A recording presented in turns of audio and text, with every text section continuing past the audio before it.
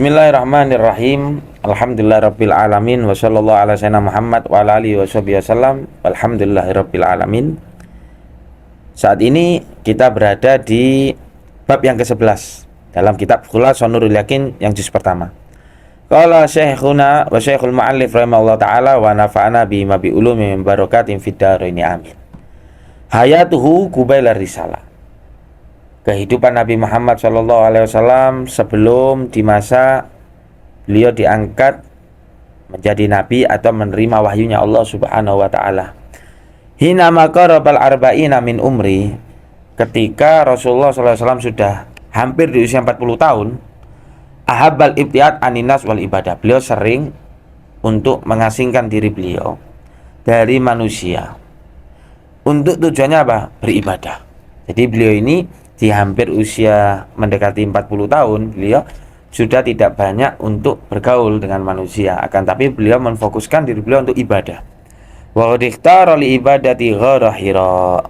Dan sungguh Nabi Muhammad SAW memilih dalam melakukan ibadah, beliau itu memilih di tempat ghara Hira, yang mana yaitu di Gua Hira, yang sangat luar biasa. Pada perjalanan menuju Gua Hira yang berada di kota Mekah, semoga kita semuanya yang belum disampaikan ke sana bisa ditakdirkan oleh Allah untuk ke kota Mekah, untuk ke kota Madinah, berziarah ke makam Nabi Muhammad SAW. Kemudian kita bisa mengenal dan menghampiri peristiwa-peristiwa yang terdapat pada sejarah Nabi Muhammad SAW, di antaranya seperti Gua Hira atau gua-gua yang lain.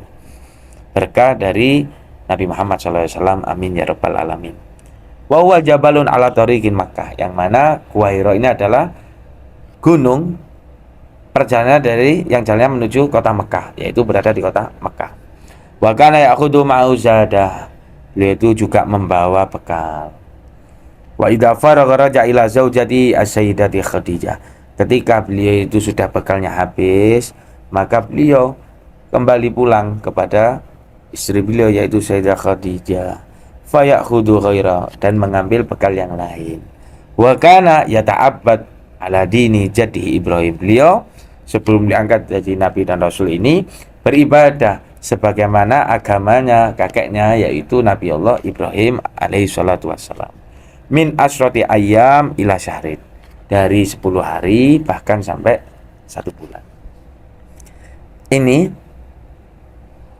kehidupan Nabi Muhammad SAW ketika hampir berada di usia 40 tahun, ketika hampir Rasulullah SAW menerima wahyu dari Allah Subhanahu wa taala melalui malaikat Jibril. Kenapa? Karena dari hal sini Rasulullah SAW ini sangat-sangat benar, beliau ingin memfokuskan diri beliau, yaitu untuk beribadah kepada Allah Subhanahu wa taala, dengan perjalanan yang sangat luar biasa menuju Gua Hira, yang sangat-sangat pada zaman dahulu sangat jalannya mungkin sangat-sangat tidak nyaman, tidak seperti zaman sekarang.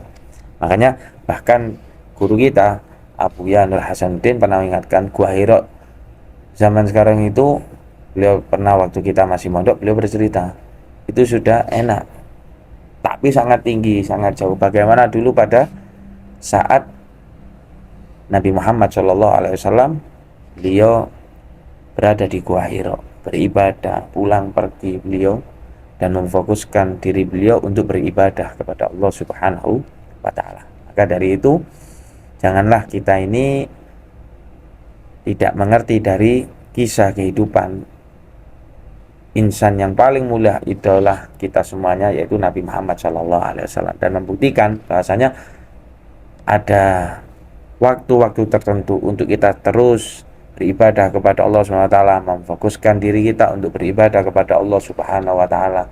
Mungkin dengan hal-hal kita sholat sunnah atau puasa sunnah, atau mungkin kita menghadiri majelis ilmu, atau kita memperbanyak istighfar, atau memperbanyak sholawat kepada Nabi Muhammad SAW, dan ibadah-ibadah yang lain. Yang intinya jangan sampai di waktu-waktu kita ini tidak digunakan untuk beribadah kepada Allah Subhanahu wa taala. Atau apabila kita mungkin bosan karena pun memiliki hawa nafsu dalam beribadah kita, maka jangan sampai kita untuk bermaksiat kepada Allah Subhanahu wa taala. Sibukkan dengan hal-hal yang baik. Sebagaimana Imam Syafi'i, beliau pernah mengatakan, nafsu itu ilam tasghal nafsaka bil haq, ketika dirimu tidak menyibukkan nafsumu dengan kebenaran, maka syagalatka bil batil, maka nafsu itu akan menyibukkan diri kita dalam hal kebatilan atau kemungkaran atau ketidakbaikan, peristiwa-peristiwa yang tidak baik atau hal-hal yang tidak baik yang akan menimpa kita semuanya. Maka dari itu, ayo kita manfaatkan waktu-waktu kita untuk dengan hal-hal yang baik, menyibukkan mungkin dengan membaca Al-Quran, dengan membaca sholawat, dengan memperbanyak istighfar, kemudian menghadiri majelis ilmu, atau dengan hal-hal yang lainnya. Maka dari itu, mari kita untuk terus semangat mengikuti apa yang telah dicontohkan oleh baginda Nabi besar Muhammad sallallahu alaihi wasallam.